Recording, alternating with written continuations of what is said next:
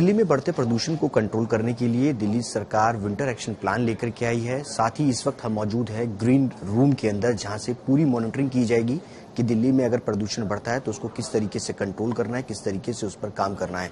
हमारे साथ दिल्ली सरकार के पर्यावरण मंत्री गोपाल राय हैं। सर, मैं जानना चाहूंगा कि क्या सरकार का विंटर एक्शन प्लान है पोल्यूशन को लेकर के। सबसे पहले देखिए, दिल्ली के अंदर सर्दियों में प्रदूषण का स्तर काफी बढ़ता है। उसको रोकने के लिए दिल्ली के मुख्यमंत्री माननीय अरविंद केजरीवाल जी ने 30 तारीख को 15 पॉइंट एक्शन प्लान लॉन्च किया, जिसमें वार रूम उसका एक महत्वपूर्ण हिस्सा है।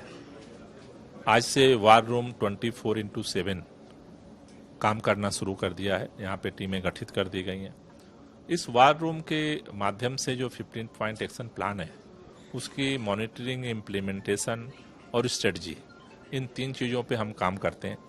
साथ ही साथ जो ग्रैब का सिस्टम है उसकी मॉनिटरिंग, AQI की मॉनिटरिंग, इसके साथ साथ जो 24 हमारे स्टेशंस हैं उनकी रिपोर्ट यहाँ पर आती है। इसके अलावा जो पराली कहाँ पे जल रही है उसकी रिपोर्ट यहाँ पर आती है। साथ ही साथ जो गाइडलाइन सरकार जारी करती है, दिल्ली के अंदर विभाग किस लेवल पे उसको लागू कर रहे हैं, उसको कैसे चेक किया जाए, इसके लिए green Delhi app war room ने लॉन्च किया है। दिल्ली का कोई भी व्यक्ति अगर आपके गली में, मोहल्ले में, इलाके में, सड़क पर, ऑफिस के आसपास कहीं भी अगर आपको दिख रहा है कि इससे धूल प्रदूषण हो रहा है, इससे व्हीकल पोल्यूशन, गाड़ियों का पोल्यूशन हो रहा है, तो आप ग्रीन दिल्ली ऐप को डाउनलोड करके और उस पर कंप्लेंट करते हैं।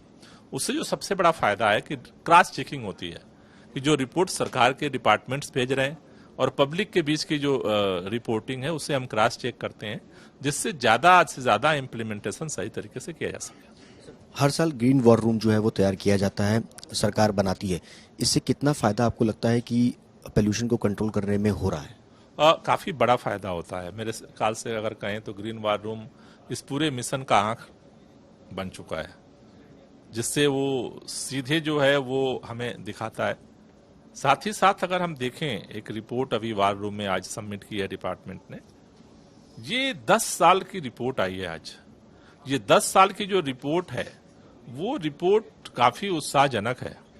अगर आप इसको देखने की कोशिश करें तो दिल्ली के अंदर जो प्रदूषण होता है, ये प्रदूषण को हम PM10 और PM 2.5 के माध्यम से मापते हैं। ये रिपोर्ट ये कह रही है कि 10 साल पहले 2012 में दिल्ली का जो एवरेज पूरे साल का जो PM10 था वो 368 था, 368 था। धीरे धीरे घटते आज 2021 में PM10 जो है वो 221, 221 रह गया है। अगर एवरेज देखें तो 40% का रिडक्शन हुआ है, 40% कमी हुई है। PM 2.5 अगर नीचे देखें, रेड का जो ग्राफ है, PM10 का ये ब्लू वाला ग्राफ आपको दिख रहा है और PM 2.5 का रेड का ग्राफ है। PM 2.5 में भी काफी परिवर्तन आया है। PM 2.5 जो पहले था वो 168 हुआ करता था एवरेज पूरे साल का 2012 में। आज 2021 में अगर हम देख रहे हैं तो 113 है, लगभग उसमें भी कमी आ रही है 31%। तो मुझे लगता है कि ये काफी बड़ी सफलता है। सवाल ये है कि पोल्यूशन का सबसे बड़ा कारण जो है वो पड़ोसी राज्यों से पराली का है। पंजाब में आपकी सरकार भी है, लेकिन उसको किस तरीके से कोऑर्डिनेट कर रहे हैं कि पराली ना जलाई जाए? क्योंकि दिल्ली के अंदर भी आपने एक इम्प्लीमेंटेशन किया था पराली के घोल का। क्या पंजाब में भी इस तरीके का है? देखिए, दिल्ली के अंदर जो पराली का होता है उसके लिए हम बायो डिकम्पोजर का छिड़काव पिछली बार भी किए थे और इस बार भी हम करने की तैयारी कर रहे हैं। उत्तर प्रदेश, हरियाणा और पंजाब के अंदर पराली घटनाएं जलने काफी होती हैं। उसके लिए हमने केंद्रीय पर्यावरण मित्र को चिट्ठी भी लिखी है कि एक ज्वाइंट मीटिंग की जाए कि उसके लेकर के क्या किया जा सकता है। पंजाब में चूंकि हमारी सरकार बनी है तो पंजाब सरकार ने एक एडवांस प्लानिंग किया था कि दिल्ली के अंदर जो पराली का प्रभाव होता है या पूरे नॉर्थ इंडिया में होता है, उसे कम करने के लिए किसानों को इस बार आर्थिक सहयोग दिया जाएगा, जिसमें पंजाब, दिल्ली और केंद्र सरकार मिलकर सहयोग करें। लेकिन केंद्र सरकार ने उसे मना कर दिया कि हम सहयोग नहीं करेंगे। अब पंजाब के कृषि मंत्री के साथ हमने बैठक की है और उसको लेकर के वहां पर अब अल्टरनेट प्लान की तरफ वो लोग बढ़ रहे हैं कि कैसे इसे कम किया जा सकता है और मुझे लग रहा है कि इस बार वहां सकारात्मक परिणाम दिखने को मिलेगा।